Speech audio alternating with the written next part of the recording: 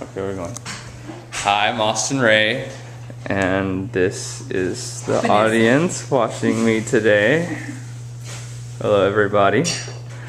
I'll hand you over to my camera lady. Mom. Okay. William Allen White once said, "Liberty is the only thing you cannot have unless you are willing to give it to others." I'm personally bothered when the government oversteps its boundaries into people's personal lives and dictates what their moral standards should be, and takes one person's standards and tries to impose it on another. Though all of you may not be affected by a certain issue, you would, if the government is attempting to intrude on your life, you would hope that people would stand up for you. Back in the 1930s, when the Nazis were taking over Germany, a man named Martin Niemöller demonstrated this with this quote. He says, "First they came for the socialists, but I was not a socialist, and I did not speak up. Then they came for the trade unionists. I'm not in a trade union, so I didn't speak up. Then they came for the Jews. I'm not a Jew, so I didn't speak up. Then they came for me, and there was no one left to speak up for me." Today I'm going to talk about why I believe that the Defense of Marriage Act should be repealed and all of our states should legalize same-sex marriage. My first argument is that as Americans we should all be afforded equal civil rights. And secondly, our freedom of choice is a sacred tradition in our country. And thirdly, I'll discuss the moral issues and how they've related to our government. Not long enough ago, it was illegal for people of different skin colors to marry in many states in this country. In the 60s, there was this great big wave of people fighting for equal civil rights, and not until 1967 was it legal to marry someone of a different race. And to quote a Supreme Court case from 1959, Loving versus Virginia, a man attempting to marry a black woman was given this judgment.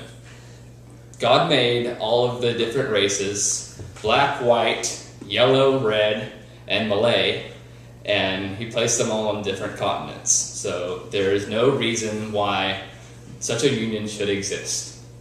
These kind of arguments and statements sound very shockingly bigoted to us, to our modern ears. However, many of the same arguments made against interracial marriages have parallels to arguments that are today made against same-sex marriages. Those of children, sons of families would be maladjusted, and it's against the will of God. However, we still grant civil rights of marriage to heterosexual couples, regardless of how well-adjusted the family is. ACLU.org has a story about a couple who was they've been together for 44 years. It's Edith Windsor and her partner have been together for 44 years, and after her partner died, she ended up paying a $363,000 estate tax she would not have had to pay if she had been married to a man.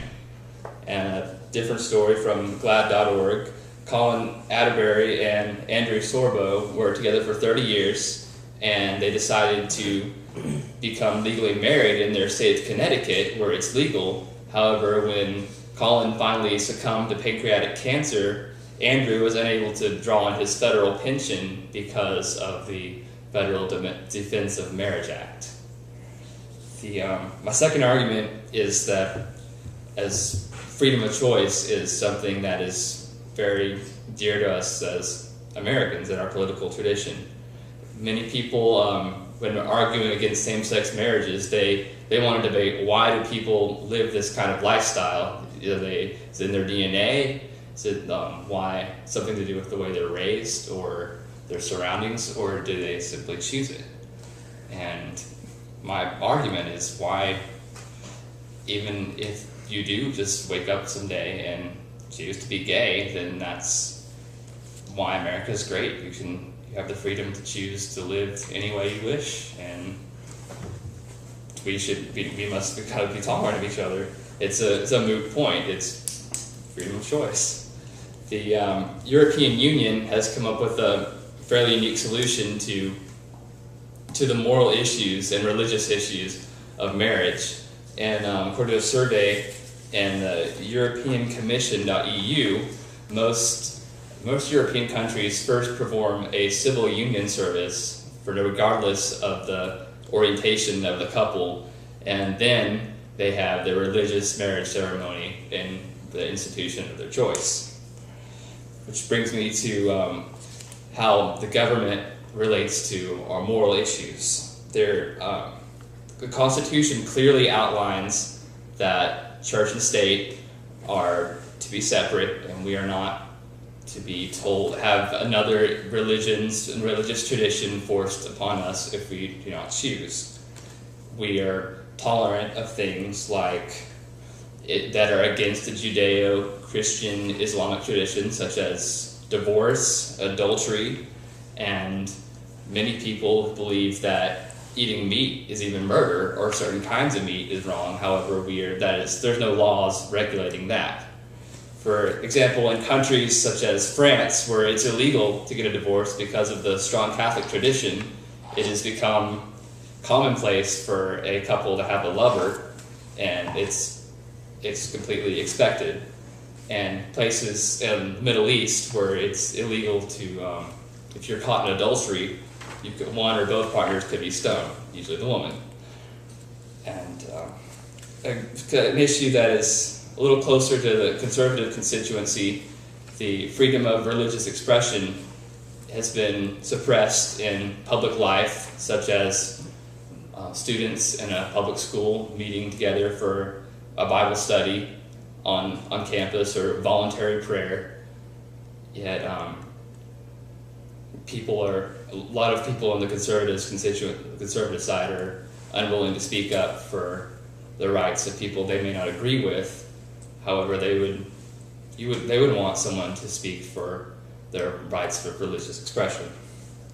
So, just in conclusion, to go over my arguments, we should all be afforded the same civil rights as American citizens. Our freedom of choice is something that's been very dear to us as a country, and the government should really just protect us from violence and maintain civil order and not impose a certain moral code upon everyone.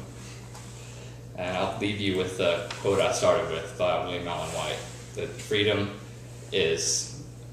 liberty is the one thing you cannot have unless you are willing to give it to others. Thanks.